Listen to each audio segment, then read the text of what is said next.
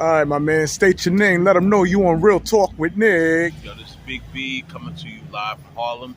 Okay, Knick fan all day, every day. All right, and you on Real Talk with Nick, man. How you feel about these Knicks so far, man? Um, it's like you can't really expect so much. They are what they are. You know, every year, like you get your heart broken, but you always wish for the best and everything. The nice, it was nice having him acquire Brunson. Right, You know, he's trying to do his thing, but he can't do it alone. Um, you got like uh, Randall. right. He's trying his best, but every time he falls short a little bit. He alone can't do it. Like the duo, they need somebody really big that can dominate.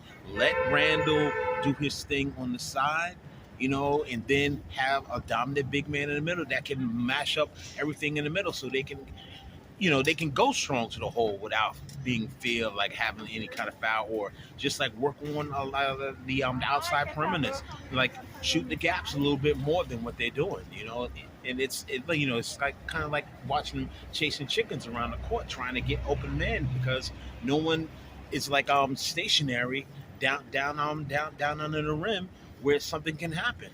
Let me ask you this: is Julius Randle playing ISO ball?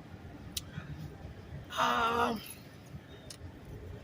he like, to me, he's playing ice ball, but at the same time, he has to have some sort of humility, because the new guy Brunson, he wants the ball too. It's like two alpha males on the floor.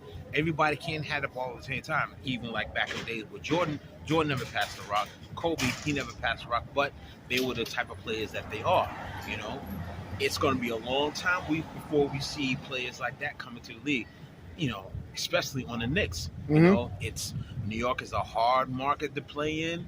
Patrick Ewing even said it, when New York teams, when you're playing for a New York team, they love you when they love you, but when they hate you, it's hard. You got to be able to take that on the chin and do your thing out there like every night. Okay. Now, speaking of Jalen Brunson, man, do you think he was overpaid before he came? Everybody was speculating that was too much money he received after seeing his performance on the Knicks. Do you think the Knicks made the right decisions? Well, you have to look at the market. Okay, what he did previously in other areas. Okay, yeah. To me, everyone's kind of like overpaid, like in sports. But this is the life we live in. Like, it's entertainment. If they have the money to squeeze it out and pay him, he has all rights to make the money. But he could have been paid, they could have paid him a little bit less, but if they would have paid him a little bit less, he may not have come here, and then we would have been even further back than we are right now. Okay. We have to keep on building. I give it maybe another, if everyone stays healthy, right? Probably another 3 or 4 years before we see some sort of dominance. Being realistic, if it comes earlier than that, I'm all for it. I'll be there. But it is what it is. Okay, and my boy R.J. Barrett, man. I like Barrett, but he doesn't have that animalistic nature that you need to play in New York. And what do you think is holding him back? He's too nice. He's not a dog in your eyes. Nah, remember back in the days. Remember Charles Oakley. Right. He was a workhorse. You need somebody to be have your back and do the rough stuff. That's what the Knicks need. They need somebody who's rough. Yeah, they changed the rules and everything. Everybody pity pat, don't touch me. Kind of if you're famous, you pass by them too close. It's a foul, just because someone has star status. Okay. You need to gain that. Okay. And at the same time, be hungry and be animalistic and go hard for it. So, in your eyes, it was a mistake that the Knicks organization didn't acquire Donovan Mitchell? Yeah, but Donovan Mitchell really didn't want to come here. If he wanted to come here, money wouldn't have been an issue. It's all about, if a player wants to come here, what are they going to play with? Okay. If you are a star player, how your game can be. Okay, why would you go someplace where you're gonna have to work hard, and then risk getting injured because you don't have the supporting cast to help you out? Well, I was under the impression that he did want it to come, but Danny Ainge was mad that Oh he yeah, would, yeah, yeah, you yeah, know, yeah, there yeah, was a yeah, lot of yeah. politics with that, and he shipped him off to Cleveland. There's politics in every sport. Look at the Jets. Yeah. Okay, look at Saquon Barkley. You know, if Saquon Barkley gets injured, are they going to renew his contract? He had a bang out year this year, but there's always a little glint like, all right, is that injury going to come back? You know, should we pay him the money? Okay, or should we just like kind of like let it feel itself out? Okay, and you're almost done. Tom Thibodeau as a coach, are you high on him?